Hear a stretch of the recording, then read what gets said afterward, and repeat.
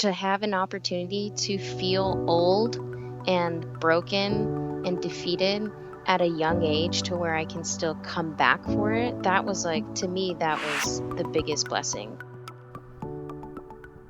Well, hello there. Welcome back to Dharma Talk, episode 005. In this episode, I had the pleasure of sitting down with my friend, the badass motorcycle riding, tattoo covered, dreadlock wearing, raw vegan Gianna Purcell.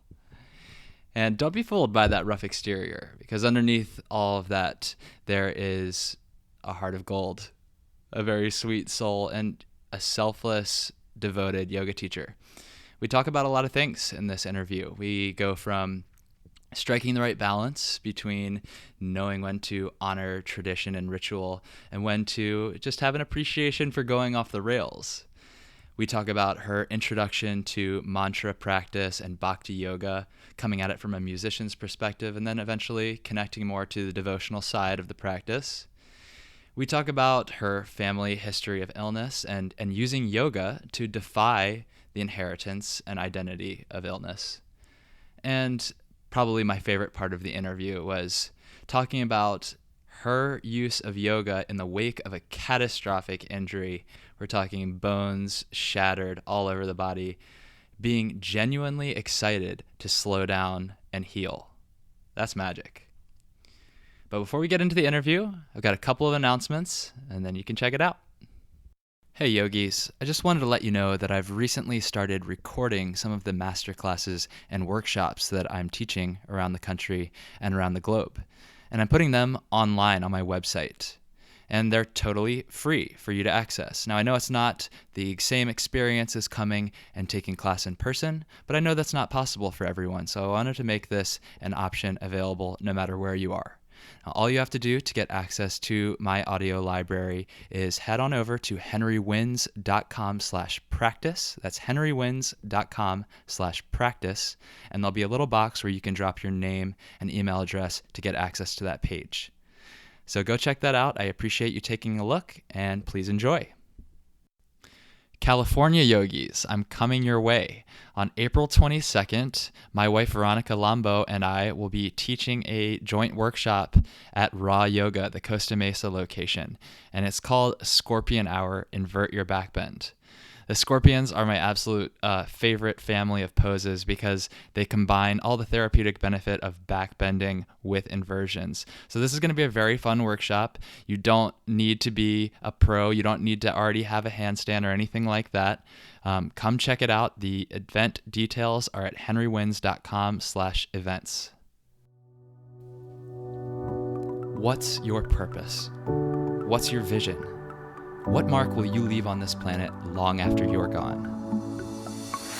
I'm Henry Winslow, and you're listening to Dharma Talk, the only podcast where I interview inspirational yogis on how they're changing the world in their own unique ways. Whether you're still searching for your purpose or already walking the path, I hope these stories get you excited to live your Dharma. Hello, Dharma Talk community. Welcome back for another episode. I'm very excited today to introduce our guest, Gianna Purcell. Gianna is first and foremost a student and dedicated practitioner of yoga. Her daily practice and training consists of Ashtanga, Bikram, and Bhakti.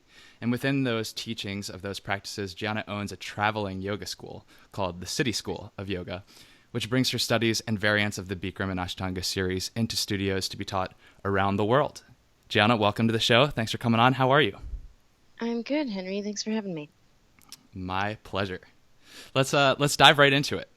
Okay. What does the word Dharma mean to you? And as you understand it today, what is your Dharma? Ever changing until it kind of settles, I think. To me, Dharma means just purpose, and though I know we end up finding one that just kind of sticks, I feel like within one realm I've kind of settled, but it just continues to change. My Dharma currently has been service and offering my time and connecting with others through the practice of yoga and through yoga teaching.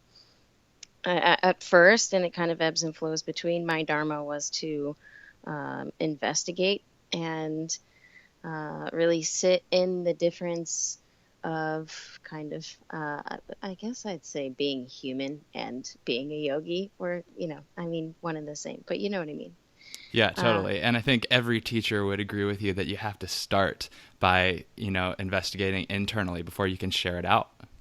right, exactly.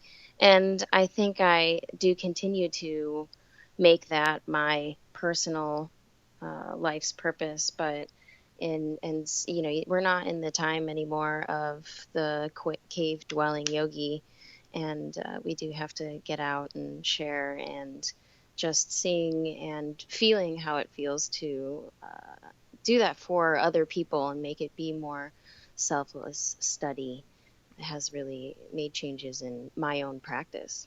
Absolutely. Yeah. Most people know that the word yoga or can be translated as union, but that union still has a lot of room for interpretation. In the ancient tradition, maybe it's union with a higher purpose or with God, but I think today in this day and age, and sort of what you were touching on, is there's a very human connection that can happen through practice of yoga. So I agree with you there 100%. Right. Yeah, absolutely. So, it's easy to say that your dharma is in being of service, but I know that you have a more specific mission deep down in there. Maybe we'll talk a little bit about that in a bit, because you've Sure. had some personal histories and specific challenges that your yoga practice has helped you through and is helping the broader community with. But first, I'd like you to tell us a little bit about your personal yoga practice. Like, what does that look like, and how has it supported you in finding your path? Sure. You want like a play-by-play? Yeah, let's get a play-by-play.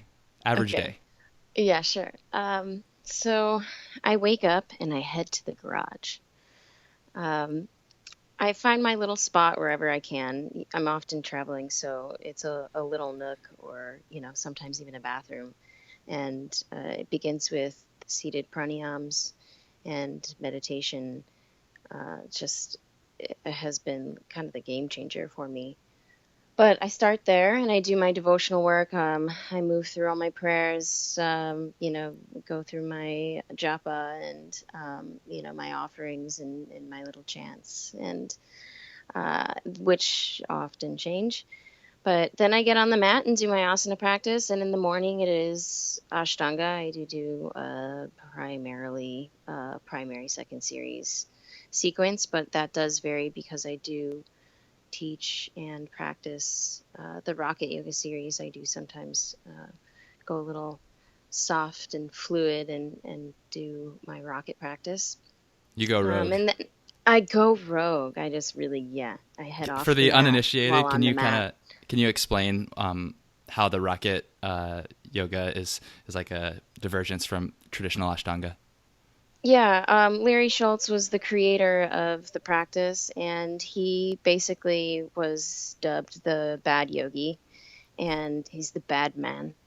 And he saw things that he could do within the sequence, but he couldn't do, A, B, and C before D. So he just jumped over to D and started doing D, and that felt good. And so he kind of changed up the sequence of the primary, second, and third series mostly, and just went off the rails with it, and everyone has really been thrilled on it, and it's kind of gotten traction, I think, just in the last few years more so than, well, as yoga kind of grows, than it originally did in the 70s. But yeah, so it is a bastardized Ashtanga sequence, which, like, more power to it. Yeah. Okay. Yeah, Sorry to interrupt you. no Go worries. on. Yeah, so that's my morning, and then I go and I do my little cleansing rituals, which is usually like hot water, olive oil, lemon water, and then I sit again, and then I go about my day.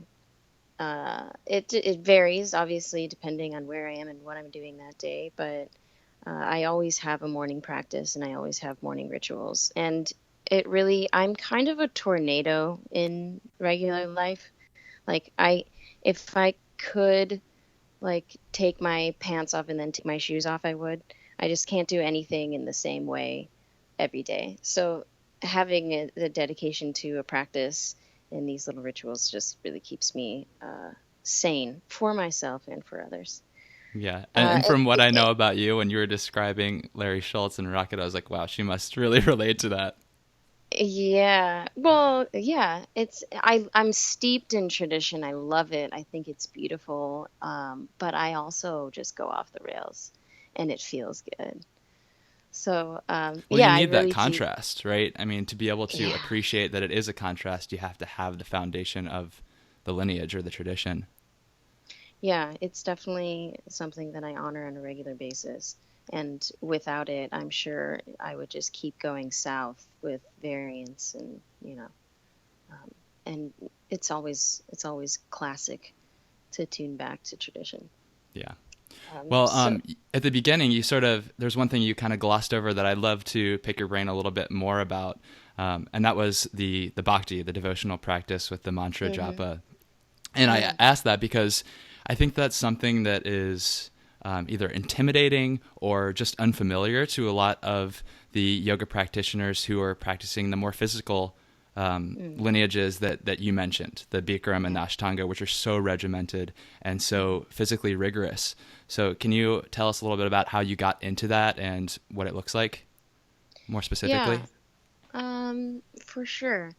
So I started practicing mantra simply because it sounds good in a yoga class. Like if you're going to teach a yoga class and you want music, mantra is kind of as far as I'll go. Like I can't put on, I've taken classes where it feels like I'm taking my big brother's class that went to college in the 90s, just like I don't want to listen to your playlist from 1995.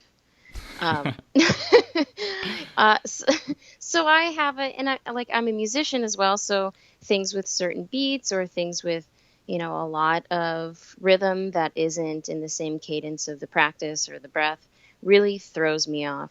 So originally it was mantra and the sound of the music and the beauty in the voice and the resonance that really pulled me into the practice.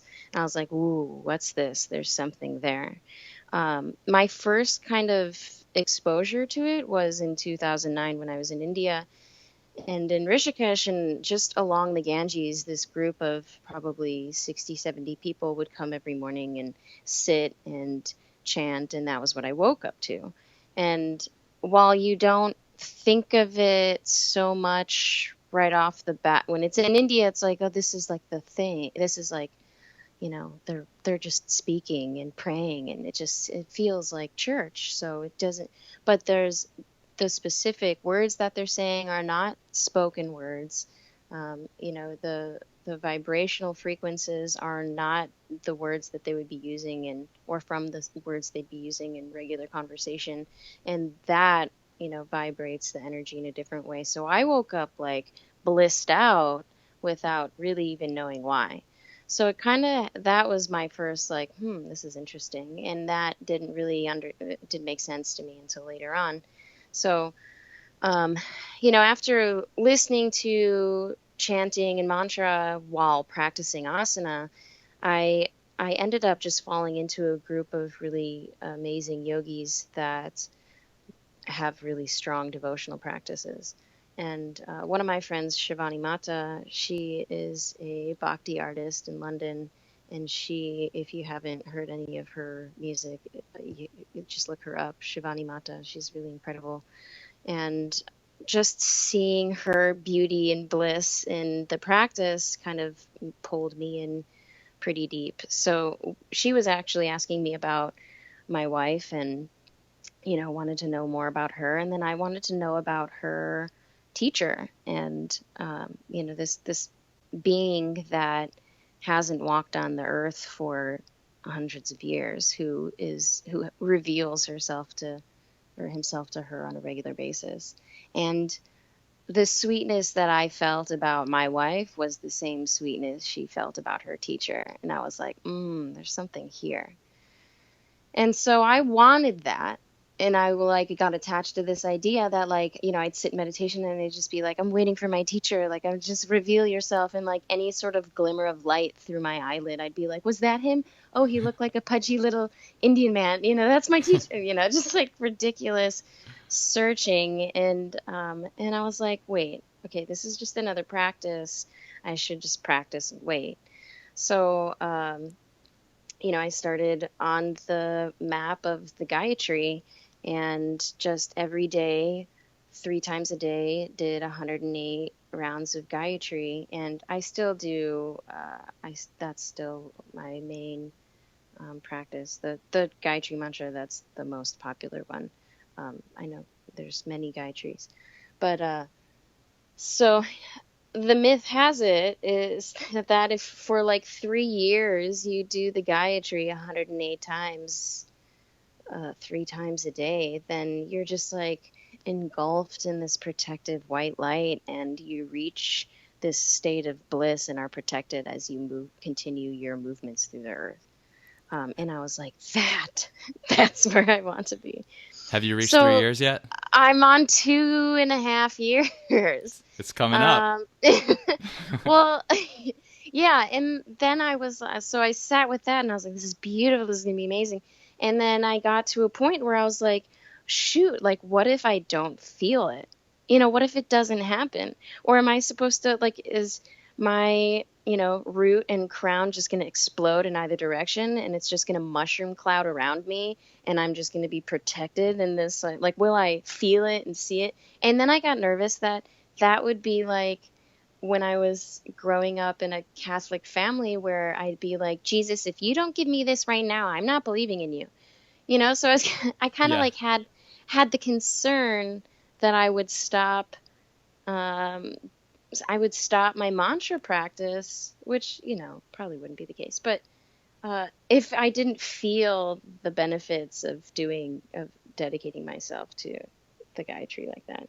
So I kind of softened a little bit and I was like, listen, like, you're just working towards an end. Can you just like be with the practice right now?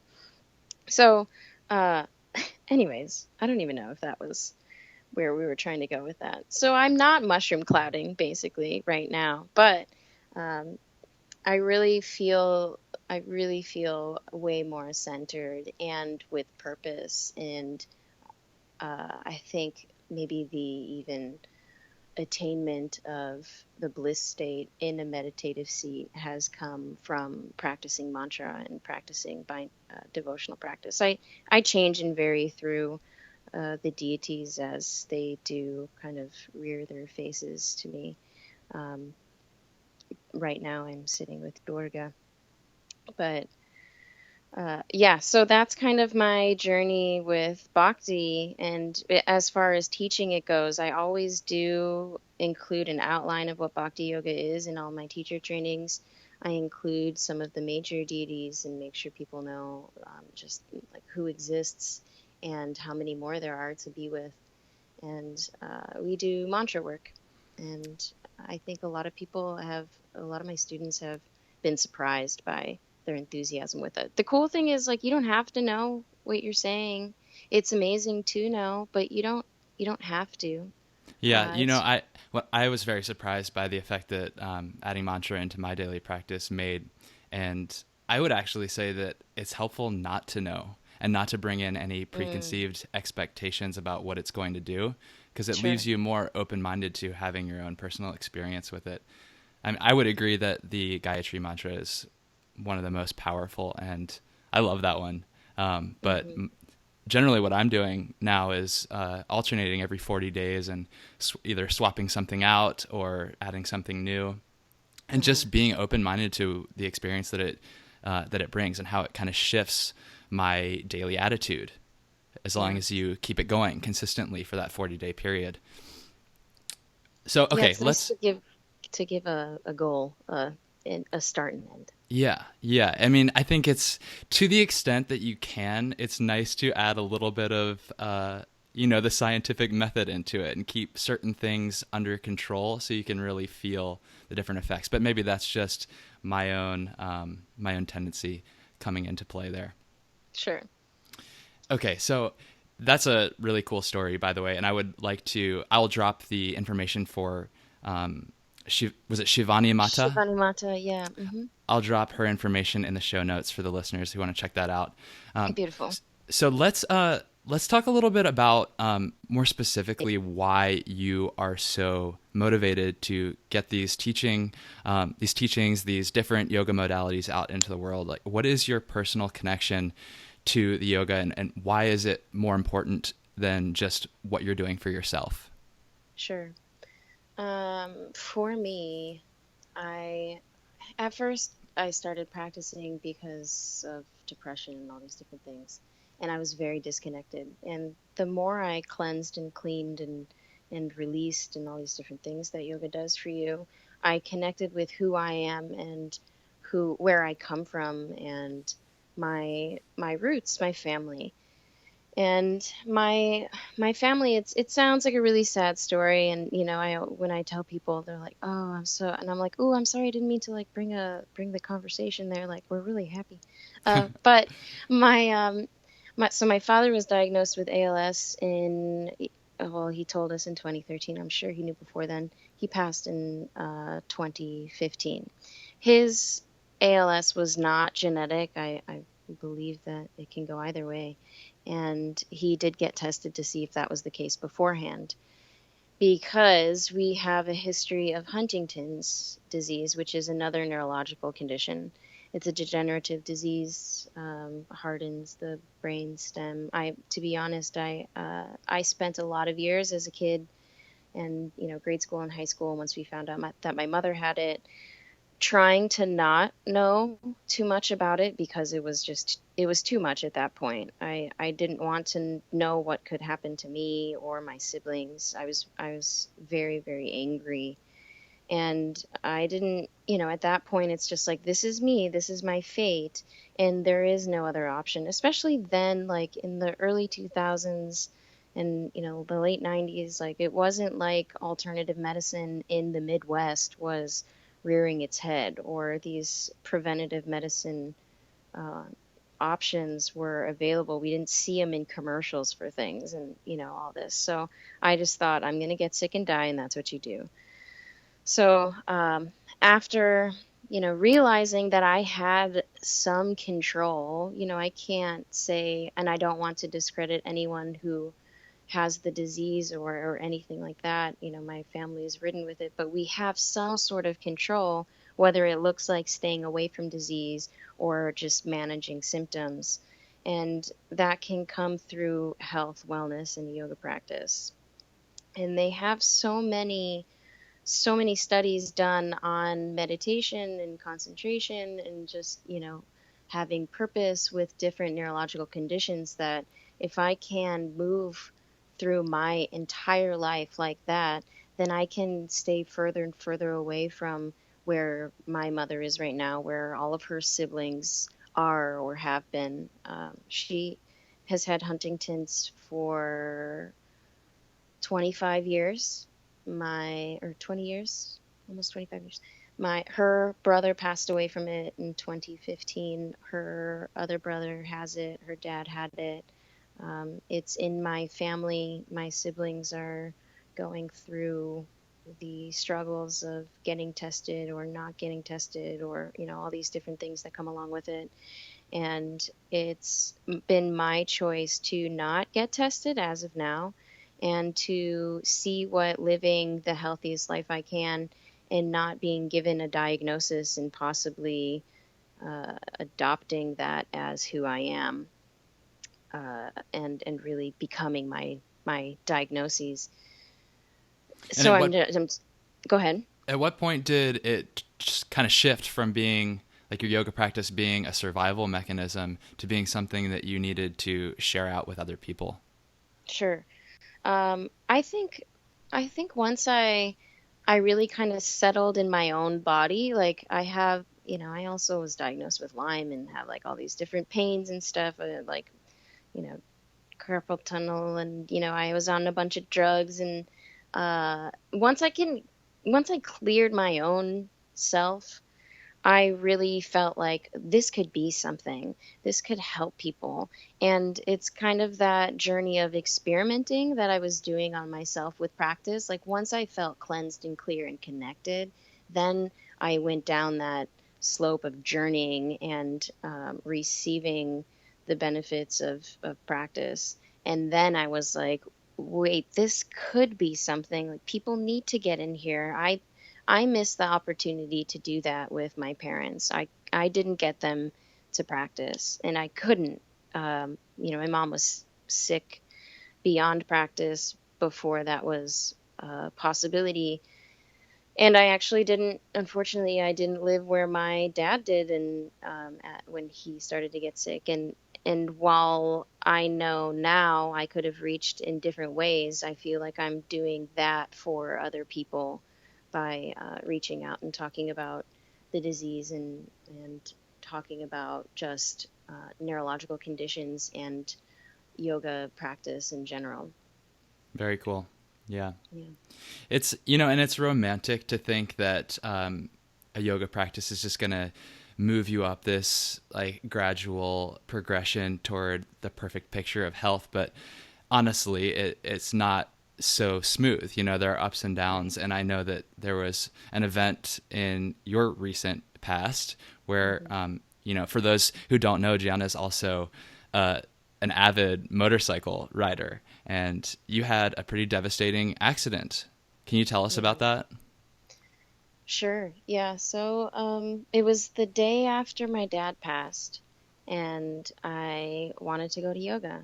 And so a friend of mine was teaching, and I knew I'd be safe in that class. So I went and practiced and went, and my wife met me after. We grabbed some juice, and I was going to go pick up a helmet from a friend's shop in Chicago so that I could ride to Wisconsin. My siblings and I have a house up there, and we have a bunch of Hawaiian shirts that we wanted to wear to my dad's funeral because he wore a lot of Hawaiian shirts.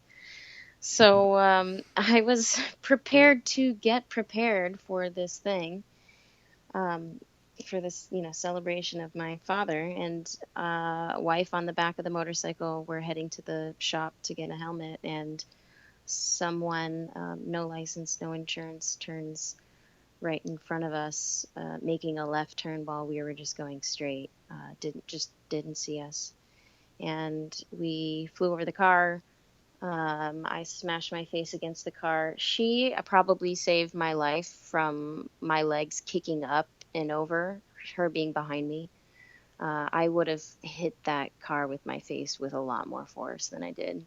But basically, my crotch hit the gas tank, and the rest of me kept going. So I broke my pelvis. I had a lot of wrist and shoulder injuries. I luckily did not have any um, internal bleeding or anything like that. But they took me in for as long as they could, and then I escaped.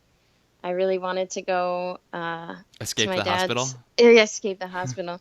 Yeah, they made me sign off to get me out of there, but I really wanted to try and go to uh, the evening of my dad's funeral. I really wanted to be there. So, hyped up on morphine, I made it out, and they wheeled me around for a bit. But Hyped up on yeah, morphine and rocking your favorite Hawaiian shirt? yeah, I wish. That would have really put the That would cap have on that. completed the Yeah, it would whole have look. completed the image. Yeah. No, I didn't make it to Wisconsin. I didn't get the Hawaiian shirts. I missed it. But it was a really interesting time. It was a huge transition for me and my family. And I went from, I was supposed to leave for Hawaii that day for this, big long yoga immersion, and um, or the next day actually. So it was just kind of this big shift in like, stop going, like stop avoiding. And that was around the time where my travel schedule really picked up. So I was working a lot outside of Chicago, and I missed a lot with my dad and with my family. And it was just kind of how he or the universe slowed me down And I basically, had no option but to be still, which was still a struggle for me. But, there was a point in the hospital where people could start visiting me, and a couple of the teachers came in to see me from the studio that I teach for when I'm in Chicago. And they looked at me, and this was after like a doctor was like, I just want you to know that these were very serious injuries. We're not sure you'll be able to walk again. Like all this, whatever it is that they either have to tell you or they're prepping you for as like worst case scenario type of thing. Um, it was, after all that, they looked at me and they're like, you look really good, like really serene right now. And I was like, oh, well, that's because I'm like all hyped up on morphine. But I think Morphine samadhi. whatever it takes to get there. So I think at some point when I was in the hospital, I realized the opportunity I had and what the practice had brought me, and where because my body was so machined and conditioned, I didn't have some of these more serious injuries that bad motorcyclists get. I was strong enough to not have the bones that went through my skin also puncture my insides. And at that point, I was like, "Oh, this is going to be fine. This is like just another one of those things." So I kind of accepted where I was. That didn't necessarily make it easy, but I was so excited to heal. And it's kind of messed up now. Like I still have some like residual whatever, but how exciting it was to heal your body and be like, I was like 3 days into painkillers, or maybe 4 or 5 days into painkillers. Obviously, time didn't really exist then, but um, and I was like, oh, I need to get off of these. This could be a bad thing. Um, and so I just kind of like, like that'll take you down another road that I wasn't ready to go down. But I really just was like, my body's doing it. It was like I was like turning green or something and like hulking out. I was like, this is amazing.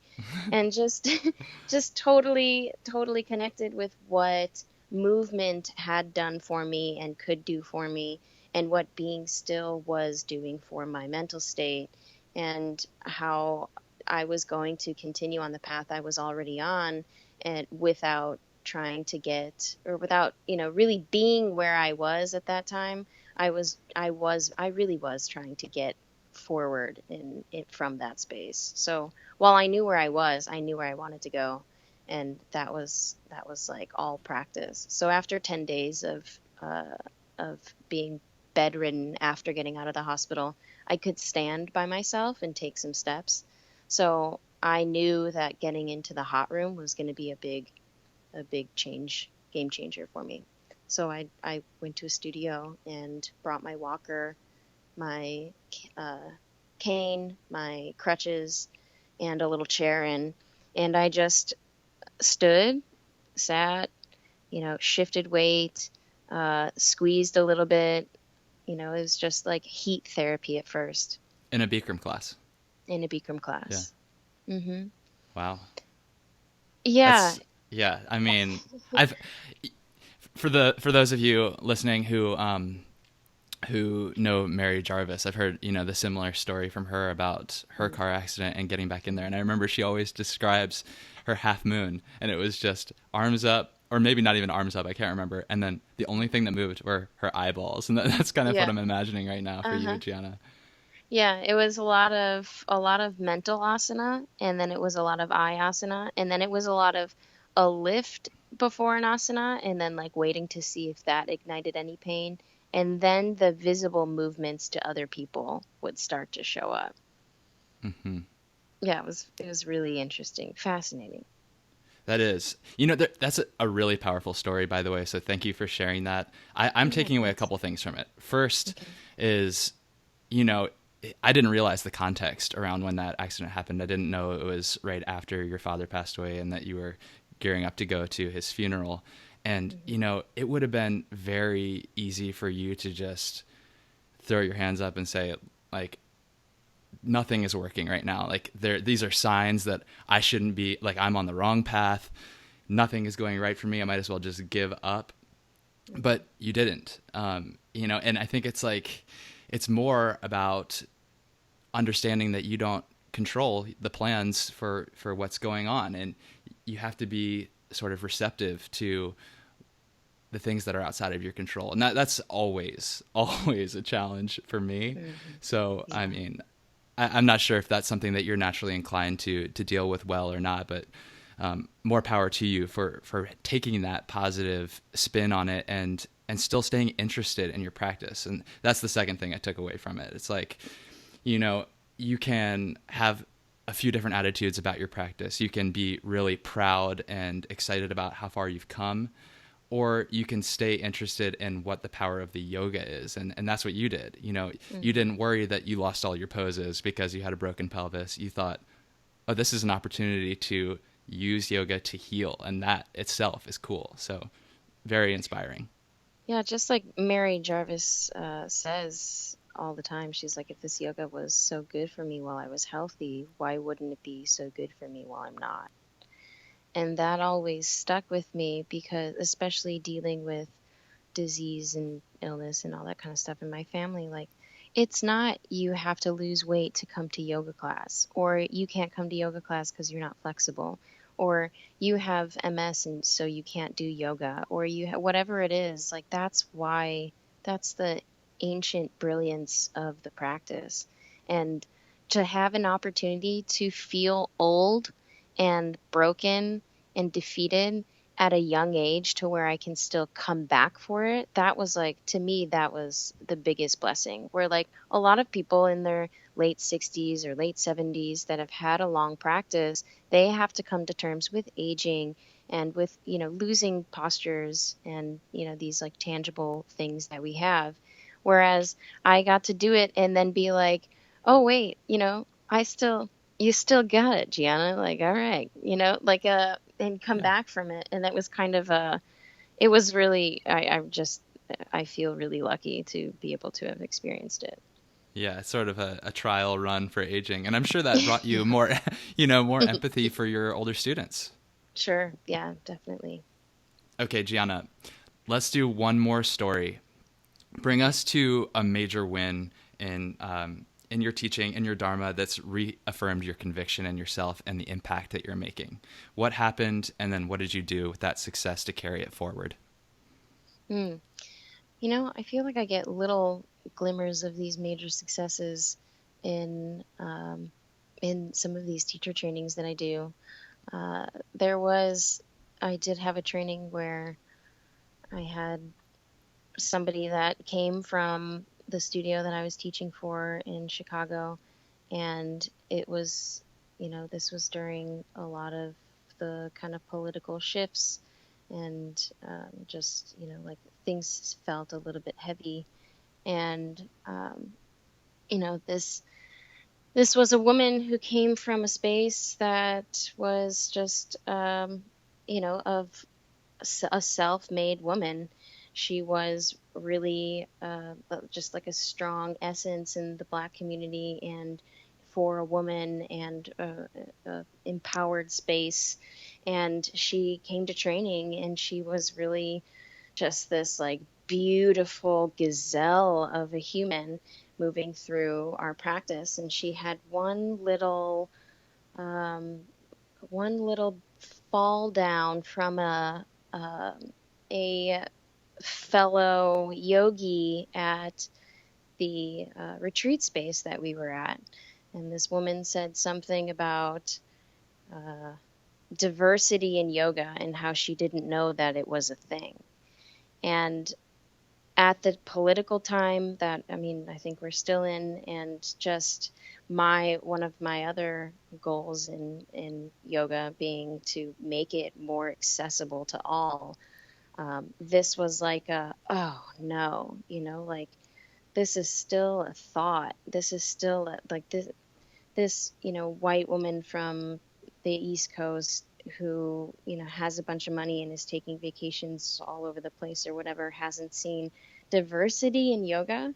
And so, we sat back down and this woman shared her experience with her, um, and in the group of, 25 of these yogis. And we had a very diverse group, but it brought light to one of the things that I really wanted from yoga that I hadn't sat and thought with, or I really wanted for yoga and for my future with it. And we had a really amazing conversation about race and racial justice and human rights and all of these things. And it was such a powerful time to sit with these yogis. And it brought me to a space where I was like, I need something. I need to find a way to where I can make this accessible to everyone and make people come together of all different political and economic backgrounds, so that we can all be together and see that we are all one. And that kind of shot me forward on this idea of finding somewhere that I can set up a place that is, it can be weekend retreats. It has the ability to be, okay, bring a tent and, pitch it, and we'll figure out how to, make you stay here for free, or come and I'll set you up a tent and we'll set you up for cheap. Come and stay in this, yurt and we'll whatever, or come and stay in this, little casita and, you'll have a shower inside or whatever it is. But to make the yoga not seem like it is for the privileged and for, the rich white person is just like, I mean, this is a practice for everyone. It's where we should all go to see that we are all the same, but have and do come from different backgrounds that need to be talked about and shared. And this woman that shared that experience with all of us, I just feel so blessed to know and to be a fellow woman of. We've had some really brilliant conversations since, but that was really one of the things that kind of set me off into this other rant and track that I've been on for the last couple years. Yeah. Yeah. I think that it is a privilege to be able to practice yoga, and all of us who get to do it every day should be very grateful for that opportunity. But yoga it's the great equalizer. It's like this ancient practice that can, if practiced with people from all different walks of life, can really bring you together. And I think there's something very powerful about coming into a room, not even saying a word to one another, and just being there, going through that experience together that breaks down walls. Hmm. And so for someone who doesn't feel like they have either the resources or the time, they've got a busy schedule, that they can't afford that luxury, what do you recommend for someone just to incorporate a little bit, one step at a time? I always recommend mindfulness. So start practicing mindful eating, mindful routines in the morning. The easiest way to do it is to just get up and stand and notice your feet on the floor. Notice where the pressure is, notice how you're standing, notice what toes are, pressing or lifting. And then with each step as you move towards, going to brush your teeth or going to sit down to eat or whatever it is, it's these very intentional, mindful movements. And that just changing your focus and how you move through life and being more aware of just your space, what you're touching and how you're touching it, or what you're tasting and how you're tasting it, can start the journey of yoga. You get the same type of unifying benefits. And once it starts, you can't stop You it. just can't stop. Okay, Yeah. apart from getting your message out on this podcast, Gianna, what are you doing today to live your Dharma? Hmm. Well, I'm traveling around quite a bit and connecting with a lot of different yogis all over the world. I'm doing these teacher trainings, which is great, but being in the studio and connecting with all the different communities is really a special thing for me. Um, I'm I'm trying to be more sharing and more open and be seen more And, I've always been a person of hiding, put your hood up and just kind of charge through the big city. And I'm trying to put my hood down and take my earbuds out and, just show myself a little more. So when I am in these studios and traveling for workshops and things, I'm really trying to sit with the students and be with them and have conversations with them instead of just going in and leading them through an experience. So traveling has been the biggest way that I'm living this life, living it out. Okay. So we've finished the main portion of this interview. The next thing we're going to do is go into the prana round. And in the prana round, I'm going to ask you 6 questions, rapid fire. And I'm going to ask you to answer in one word or at most one sentence. Are you ready to go? Okay. Okay. In one word, why do you practice yoga? Beauty. What's your favorite yoga pose and why? Bridge, because I always release the back of my neck, like between the shoulder blades. What's the single best cue or piece of advice you've ever received from a yoga teacher? Simpler is better. I like that. Recommend one book, either modern or ancient, for our audience. I always go back to anything by the Bahir School. But Asana Pranayama Mudra Bandha is just a nice for all levels book to sift through and be with. I like that one. Cool. Yeah. Is yoga for everyone? Yes. Yes. Yes. Yes, yes, yes. Okay, Gianna, how can our audience get in touch with you and how can we support you in your Dharma? You can, I'm on Instagram at Gianna Yoga. And I also have the Siddhi School. You can go info at Siddhi School, SIDDHI.com, Siddhi School of Yoga.com. And my website, GiannaYoga.com. Those are the easiest ways to find me. Awesome. And I'll link those all up in the show notes too. Gianna, it's been so fun to have you on and hear your story. Thank you so much for sharing. Thanks, Henry. This is great.